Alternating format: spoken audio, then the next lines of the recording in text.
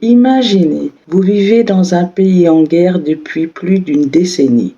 Chaque soir, la télévision diffuse des images déchirantes de combats, de villages incendiés et de soldats perdus dans un conflit qui semble sans fin. Puis un jour, boum, une fuite de documents secrets révèle que tout ce que vous pensiez savoir était un mensonge, une manipulation orchestrée par votre propre gouvernement. Ça s'est passé aux États-Unis et ça s'appelle les Pentagon Papers. Voici comment un scandale historique a exposé l'un des plus grands mensonges d'État du XXe siècle. Nous sommes dans les années 60. La guerre du Vietnam fait rage. Officiellement, les États-Unis interviennent pour défendre le monde libre contre l'expansion du communisme. Mais en coulisses, la situation est bien différente. Les soldats meurent par milliers, les Vietnamiens souffrent et le gouvernement américain s'enfonce dans un bourbier dont il ne semble pas pouvoir sortir. Pourtant, la Maison-Blanche continue de dire au peuple américain que la victoire est proche. Mais est-ce vraiment le cas ? 1971, un homme entre en scène. Daniel Ellsberg. Ce chercheur au service du gouvernement a accès à des documents top secrets, connus sous le nom de Pentagon Papers. Ces documents, commandés par le secrétaire à la Défense Robert McNamara, révèlent une vérité accablante. Depuis les années 40, les États-Unis savaient que la guerre au Vietnam était pratiquement impossible à gagner. Et pire encore, plusieurs administrations successives avaient délibérément menti au peuple américain pour justifier leur engagement dans le conflit. Ellsberg fait un choix qui va bouleverser sa vie.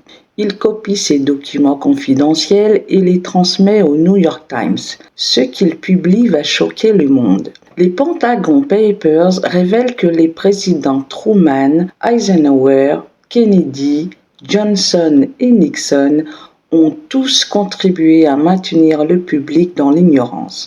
Parmi les révélations, les bombardements secrets au Laos et au Cambodge, jamais dévoilés au public, la manipulation des chiffres de pertes humaines pour minimiser l'impact de la guerre et surtout la décision de continuer la guerre, uniquement pour ne pas perdre la face sur la scène internationale. C'était une guerre que nous savions perdue, mais que nous avons continué pour ne pas être humiliés.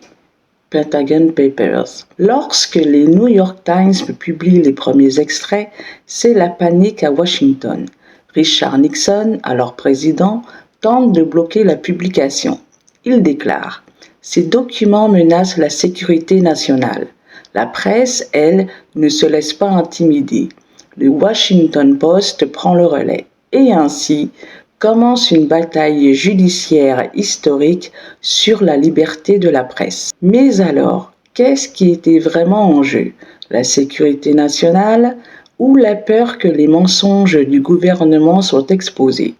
Une question qui divise encore aujourd'hui. Les Pentagon Papers ont marqué un tournant. Ils ont contribué à alimenter la méfiance du peuple envers son gouvernement. Ils ont aussi poussé Nixon à adopter des pratiques encore plus douteuses, ce qui mènera directement au scandale du Watergate. Mais la grande question reste, est-ce qu'Ellsberg a bien fait ? Pour certains, c'est un héros qui a révélé la vérité. Pour d'autres, il a trahi son pays en dévoilant des secrets d'État.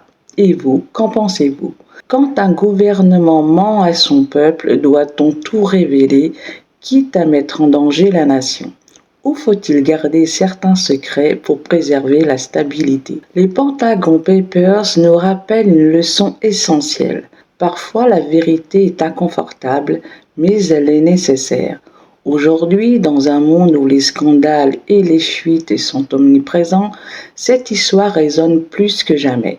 Pensez-vous que les lanceurs d'alerte sont des héros de notre époque ou des traîtres ? Dites-moi en commentaire ce que vous en pensez et surtout, abonnez-vous.